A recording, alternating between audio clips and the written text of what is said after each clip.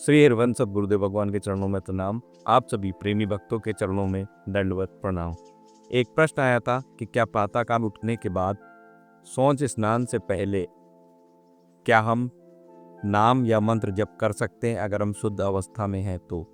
दूसरी चीज, जिस सैया पर हमने शयन किया है क्या उसी सैया पर माला के साथ नाम जप हम कर सकते हैं या नहीं। तो आज की वीडियो में इसी विषय पर बात करेंगे। कई लोगों के मन में ऐसी शंका रहती या कुछ लोग हो सकता भूलवश ऐसी गलती कर बैठते हो कि उन्हें मालूम ना हो कि किस अवस्था में हमें नाम जप करना है और किस अवस्था में हमें गुरु मंत्र का जप करना है, कैसा स्थान होना चाहिए, कैसा आसन होना चाहिए। तो वीडियो बिना स्किप किए देखिएगा, आपके बेनिफिट के लिए, आपके हित के लिए, क्योंकि आप जिस परमार्थ के मार्ग में हैं उस पर हमें छोटी छोटी चीज़ों की छोटी छोटी त्रुटियों को हटाते हुए जब हम चलेंगे तभी हम परमार्थ में आगे बढ़ पाएंगे। और छोटी छोटी भूल ही हमें आगे बढ़ने में रोकती हैं। तो हमें क्या प्रयास करना है कि जितना ज्ञान आपको मिल सके जो हमारे परमार्थ में काम आए, हमारे मार्ग के अनुकूल हो, ना कि हमारे मार्ग से विलग हो। जो मार्ग से विलग हो उसको बिल्कुल भी कैच नहीं करना, ना ही ऐसे कंटेंट या फिर ऐसे सुझाव आपको देखने और लेने हैं। ठीक है, तो अगर ये वीडियो आपको पसंद आए, अगर आपके अनुकूल हो जो सुझाव आज दिया जाएगा, तो इस वीडियो को लाइक करिएगा।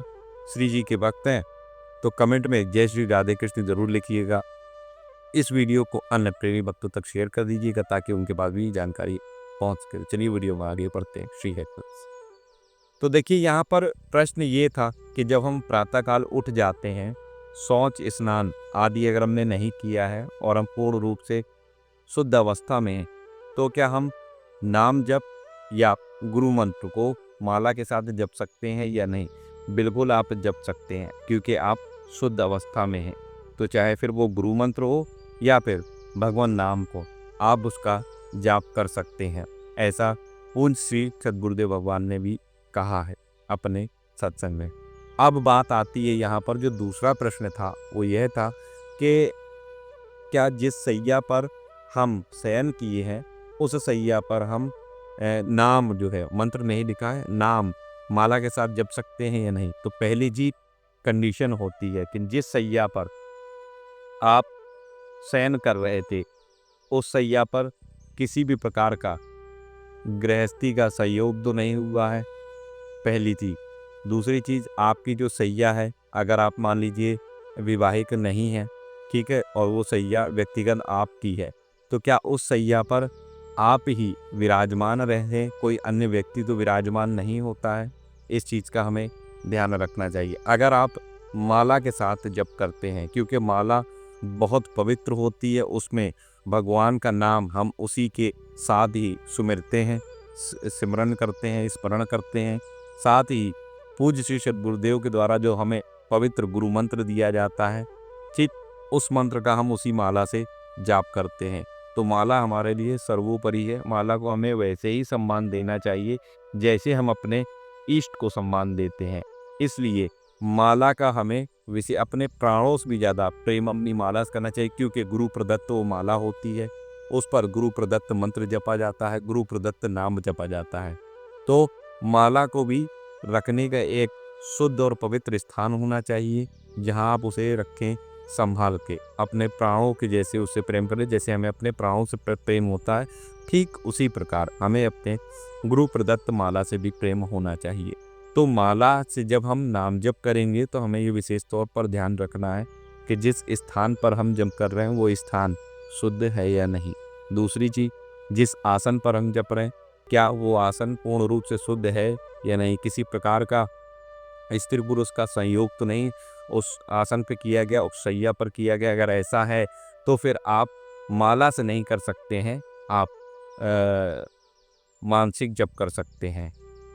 कि माला से नहीं आप कर सकते हैं, मानसिक वाचिक करे, उपांशु करे, नाम जप कर सकते हैं, लेकिन माला के साथ नहीं कर सकते। और अगर आपका जो शैया थी, आपका जो आसन पवित्र है, उस पर किसी प्रकार की ऐसी कोई क्रिया नहीं हुई है और आप ही उस पर शयन करते हैं, अगर आप अविवाहित हैं, अभी विवाह संस्कार आपका नहीं हुआ है और आप पवित्रता के साथ रहते हैं, पवित्र आचरण है, ब्रह्मचर्य का पालन करते हैं, तो फिर आप अपनी उसी शैया पर गुरु मंत्र भी जप सकते हैं माला के साथ। तो ये नियम है हमें क्या करना है कि जब हम प्रातःकाल उठते हैं और अगर हम पूर्ण रूप से शुद्ध हैं, शौच स्नान इत्यादि हमने नहीं किया, तो भी हम गुरु मंत्र और नाम जप दोनों ही कर सकते हैं। लेकिन जब बात आती है सैया की, तो उस पर थोड़ा सा विशेष हमें ध्यान देने की आवश्यकता है, क्योंकि छोटी सी चूक हमें बहुत बड़ी मुसीबत में फंसा सकती है। यहाँ हम मुसीबत की अगर बात की जाए तो मुसीबत क्या होती है, तो देखिए नुकसान की अगर बात की जाए तो क्या होता है, जब हम अशुद्ध अवस्था में या जूठे मुंह इस प्रकार से अगर गुरु मंत्र जप लेते हैं, तो फिर इसी गुरु मंत्र का जो प्रभाव होता है वो क्या होता है, ये प्रतिकूल प्रभाव हो जाता है। जैसे कि ये आपके काम को बढ़ा देगा, काम के वेग को, क्रोध को बढ़ा देगा, लोभ को बढ़ा देगा। मतलब ऐसी क्रियाएं होने लगेगी जो आपको परमार्थ के मार्ग से अलग कर देगी, भटका देगी। इसलिए बोला जाता है कि जो गुरु मंत्र होते हैं वो पूर्ण रूप से शुद्ध अवस्था में ही जपना चाहिए। इसलिए जैसे कि आप पूज्य श्री गुरुदेव भगवान कहते हैं कि आपने कुछ भी खाया हो, तत्काल आचमन कर दीजिए, कुल्ला कंजी की आचमन कर दीजिए। वो इसीलिए कि हमें जूठे मुंह नहीं रहना, क्योंकि मान लीजिए गुरु मंत्र करते करते हमारा ऐसा अभ्यास बन गया, हम ज़्यादातर समय पवित्र अवस्था में रहते हैं, आपने कुछ खा लिया, आपने आचमन नहीं किया, मुंह जूठा है, आपने ध्यान नहीं दिया, गुरु मंत्र आपका चल पड़ा, ठीक, तो ये भी एक प्रकार का दोष है, ये नहीं होना चाहिए। इसलिए कुछ भी खाने पीने के बाद हमें क्या करना है, तत्काल आचमन करना। अगर पानी का अभाव है, पानी की व्यवस्था नहीं है, तो वृंदावन की रज आप पास होनी चाहिए। आप रज का सेवन कर लीजिए, रज का अपने ऊपर छिड़काव कर लीजिए, आप पूर्ण रूप से पवित्र हो जाएंगे। कुछ ऐसी चीज़ें हैं जो हमें भजन के मार्ग में, जब हम परमार्थ में आगे बढ़ते हैं श्री जी की प्राप्ति के लिए, भगवान की प्राप्ति के लिए, तो हमें कुछ चीज़ों का विशेष तौर पर ध्यान देना चाहिए। तो आपके जो प्रश्नों का जो उत्तर था वो यही था, और ये कई लोगों के काम आने वाला है कि हमें किस कंडीशन में हम माला के साथ गुरु मंत्र कर सकते हैं, माला के साथ नाम जप कर सकते हैं, और किस कंडीशन में नहीं कर सकते।